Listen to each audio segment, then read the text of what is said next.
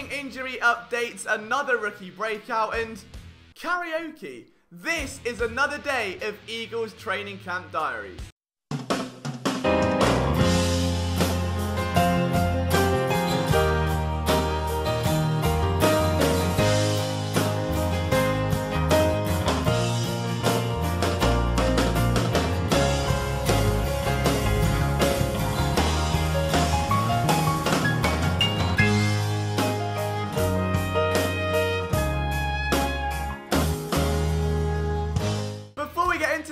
Guys, if you're new to the channel and you do enjoy this content, it will be amazing if you could stick around. We'll have you covered for every single Eagles practice between now and the start of the regular season. And don't forget, you can get your daily dose of Philadelphia sports content from myself and all of our writers at phillysportsnetwork.com. Right, now I know the second I said the big I word, you all sat forward and clenched very, very tightly, so I'm going to try and relieve some of that stress now. The Eagles did have a big injury update on Wednesday afternoon, and unfortunately, it involved a very pivotal name. Miles Sanders has been diagnosed with a lower body injury and is currently week to week. Now, don't panic just yet. NJ.com Eagles writer and friend of Philly Sports Network, Mike K, was quick to take to Twitter and say, lads, relax, it's okay. The Eagles are being extra cautious with their players. They know that they've gone 0 to 1,000. They know there's only a few weeks until the regular season. They're doing the right thing. They're keeping Sanders out. They don't believe the injury to be serious, okay? So this injury should be set to keep him out for a few weeks, but he should be ready to go by week 1, which is fine. In the grand scheme of things, deep breath, everything's alright. Minor quibble though, still not ideal. I mean, I'm a big Miles Sanders guy. I love him as much as the next person, but at the end of the day, he went from a rookie year where he grew into a lead role to now becoming the face of the franchise. Running back by committee, more like running back to the city with Miles Sanders. I can't make a joke about it, but look, you know what I'm saying, alright? He's the lead guy. So he's gone from someone that maybe had a little setback when it came to gap discipline and breeding that patience and having to grow it through that rookie year to now being the guy. It's all on his shoulders realistically, and without OTAs, without preseason, it's gonna be a bit of a transition to go from missing all of these padded practices straight into week 1 where you're meeting someone like, I don't know, Ryan Kerrigan or Chase Young to put you firmly on your backside. It does suck, and there is a little bit of a reason to be concerned. Boston Scott was also out today. It gave Corey Clement, Michael Warren, Elijah Holyfield, and of course Adrian Killings all expanded shots. I think that's very needed for those guys to really try and set their assertion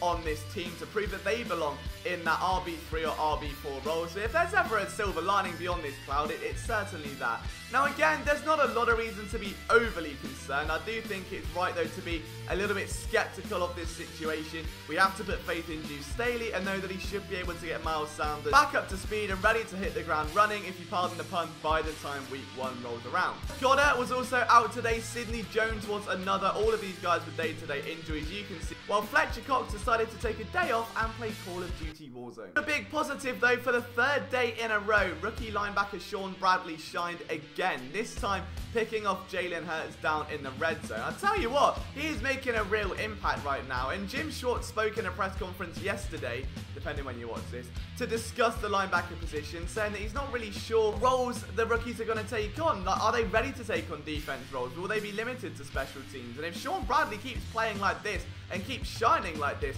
I'm almost gutted for him that there is no preseason, because he could well have been this year's TJ Edwards or Alex Singleton. Once, twice, 3 times to Bradley, the guy is on absolute fire right now. And when you consider that Davion Taylor has limited experience at the position, you consider that Nate Gary is the veteran in the room, that TJ Edwards is going to be your base Mike linebacker, having someone really surge up the depth chart and inject a sense of energy, I like that. I'm really intrigued to see where he goes from here. Hopefully he can keep this form up.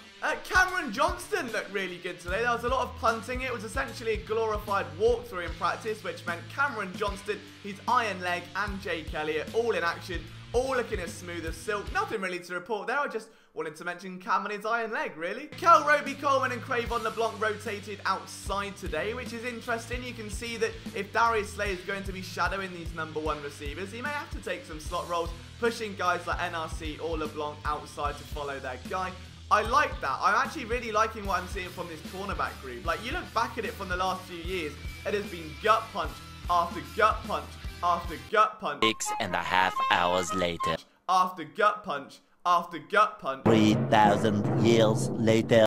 After gut punch. After gut punch. But to see Mark and Manuel, the new coach, come in, energize the unit. Avonte Maddox is feeling absolutely brilliant. You're seeing guys move around, which gives slides to the pie to everyone. You're not seeing someone sat to the sideline twiddling their thumbs. You're seeing a leadership role from Darius Slade, taking players like Rizal Douglas under his wing. And you've got Mark and Manuel trying to get corners to beat him off the line. Now, I love that. That is absolutely brilliant. Imagine your DB coach going, come on then, tough guy. Come on then, what have you got? Love that from Mark and Manuel. I love what he did in Atlanta with guys like DeMonte Kazee. I'm really hoping he can bring that energy to Philadelphia, and it's certainly seeming like it early on. As for 12 personnel, we got our first look of that today, and it did look pretty familiar. There was no Dallas Goedert, so Josh Perkins stood in for him, but the receivers were Jay Jora at X, Deshaun Jackson at Z, and Greg Ward at Y, which I predicted a long time ago. I think that is very much the base offense, if you will. That's where they're going to go with this. They want to have a possession guy at X,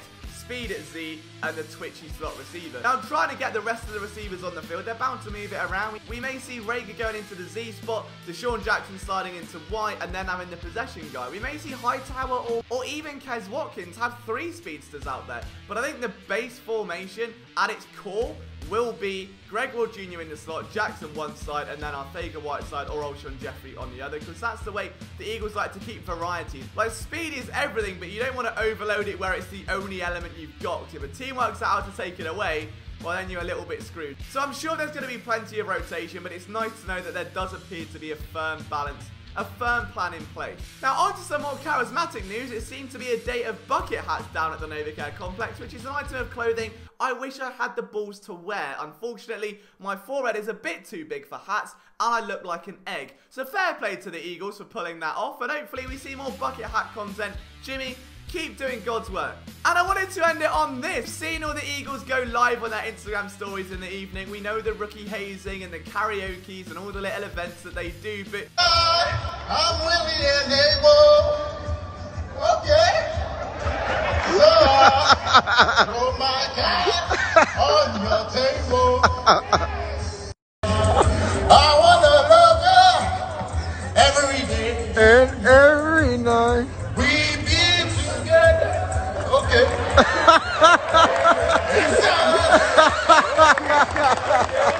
Seeing Prince Tega Wannigo, the rookie out of Auburn, go up, sing some karaoke, and just get lost in the moment.